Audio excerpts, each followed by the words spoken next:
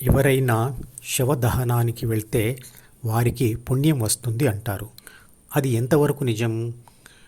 శవదహనం చేయడం మనిషి ఆరోగ్యానికి మరియు సమాజానికి అవసరం.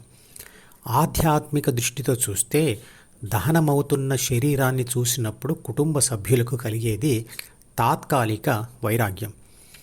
కానీ అలాంటి వరుస శవదహనాలు వైరాగ్య భావనతో చూసినప్పుడు మాత్రం శాశ్వత వైరాగ్యం ఏర్పడుతుంది. అది ధ్యాన సాధకుడు అంతర్ముఖుడు అవడానికి అంటే ధ్యానానికి అత్యవసరమైన విషయం. భగవద్గీతలో కృష్ణుడు అర్జునుడికి చెప్తాడు, అభ్యాస వైరాగ్యాల వల్ల ఆత్మ పరమాత్మగా మారుతుంది అని.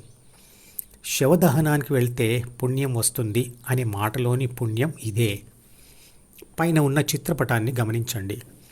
అందులో ఏబిసి అంటే ప్రాపంచిక నేను, డీని వదిలివేయడమే అంటే డీని వదిలివేయడం వల్ల జ్ఞానేంద్రియాలు మరియు ప్రపంచం వదిలివేయబడతాయి. అదే వైరాగ్యం. మరి అభ్యాసం అంటే ఏమిటి? అభ్యాసం అంటే ఏబిసి అంటే ప్రాపంచిక నేను డి వైపు మళ్ళకుండా జి అంటే ధ్యాన కోరిక ద్వారా హెచ్ చేరడమే అంటే ధ్యానం చేయడమే అభ్యాసం. శాశ్వత వైరాగ్యం కావాలని కోరిక ఉంటే క్రమం తప్పకుండా దగ్గరలో ఉన్న శ్మశానానికి వెళ్ళి నిశ్శబ్దంగా దూరంగా కూర్చొని కాలుతున్న శరీరాన్ని చూడండి చాలు. తన జనన మరణాల స్పృహ పూర్తిగా కలిగి ఉన్నవాడికి ప్రాపంచిక కోరికలు తగ్గి మానసిక పరిపక్వత వస్తుంది. ఒంటరిగా కూర్చుని కాలుతున్న శవాన్ని చూడడం భయమనిపిస్తే ఏ కన్ను చూడదనా ఈ విచ్చలవిడి విడిసిపాటు అనే పాట రోజు వినండి. ఆ పాట లింకును ఈ వీడియో డిస్క్రిప్షన్లో ఉంచుతున్నాను. కొందరికి కాలుతున్న శవాన్ని చూడడం భయాన్ని కలిగిస్తుంది. కొందరికి శ్మశానంలో ఆత్మలు తిరుగుతూ ఉంటాయి అని నమ్మకం ఉంటుంది. అందుకే శ్మశానం అన్నమాట కూడా వారికి భయాన్ని తెప్పిస్తుంది. ఆ ఆత్మ శవములో ఉండదు, బయట తిరుగుతూ ఉండదు. అది ఉన్నంతకాలం మాత్రమే బ్రతికి ఉన్న మనిషి శరీరంలోనే ఉంటుంది. మనిషిలోన ఉన్న ఆత్మ ఒక శక్తి. అది ఖర్చు అయిపోతేనే బ్రతికున్న మనిషి శవంగా మారతాడు. మరి ఆత్మ మంచిదా కాదా అని అంటే ఆత్మకు మంచి మరియు చెడు అనే లక్షణాలు ఉండవు. పెట్రోల్లో దాగి ఉన్న ఉష్ణశక్తి లేదా బ్యాటరీలో దాగి ఉన్న విద్యుత్ శక్తి లాగే ఏటీపీ అనే పదార్థంలో ఆత్మశక్తి దాగి ఉంటుంది. అలా అది దాగి ఉన్నంత వరకు ఆ శక్తి నిర్లిప్తంగా ఉంటుంది. నిర్లిప్తంగా ఉన్న మనిషిలోని ఆత్మశక్తిని ప్రాథమిక మనసు మరియు అహం ద్వారా ప్రపంచం వైపు మళ్లిస్తేనే అది ప్రాపంచిక ఆత్మగా మారి మంచి చేయవచ్చు లేదా చెడు చేయవచ్చు. ఆత్మ మంచి కానీ చెడు కానీ చేయడానికి ప్రాథమిక మనసు మరియు ద్వితీయ మనసులు రెండూ దారి చూపుతాయి.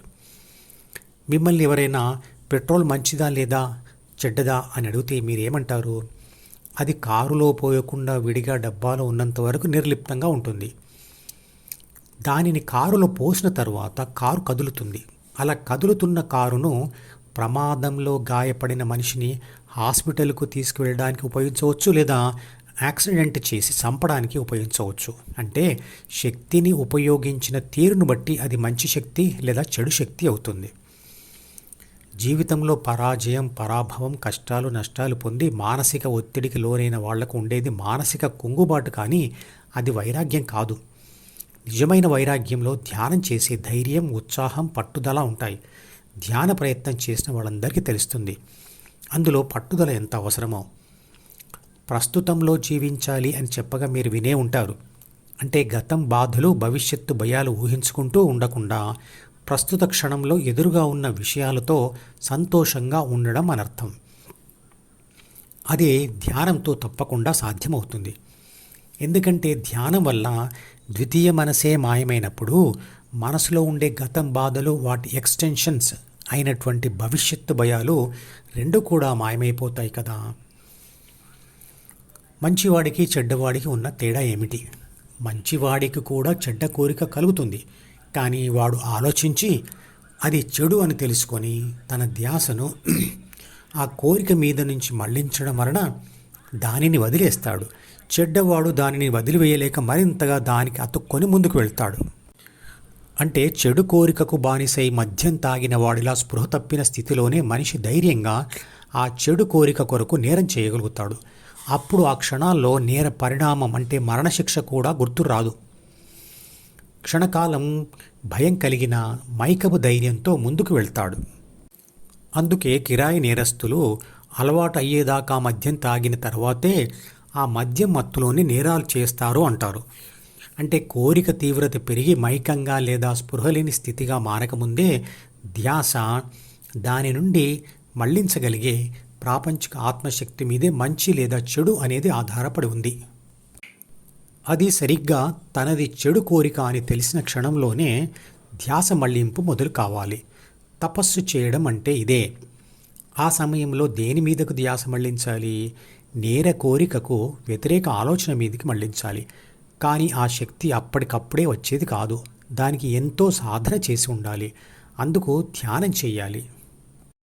ఈ మధుపదం యూట్యూబ్ ఛానల్ వీడియోని సబ్స్క్రైబ్ చేసి గంట గుర్తును నొక్కి ఆల్ని సెలెక్ట్ చేసి ప్రతిరోజు యూట్యూబ్ ఓపెన్ చేసి అడుగున ఉన్న సబ్స్క్రిప్షన్ బటన్ నొక్కితే అన్ని లేటెస్ట్ వీడియోలు చూడవచ్చు.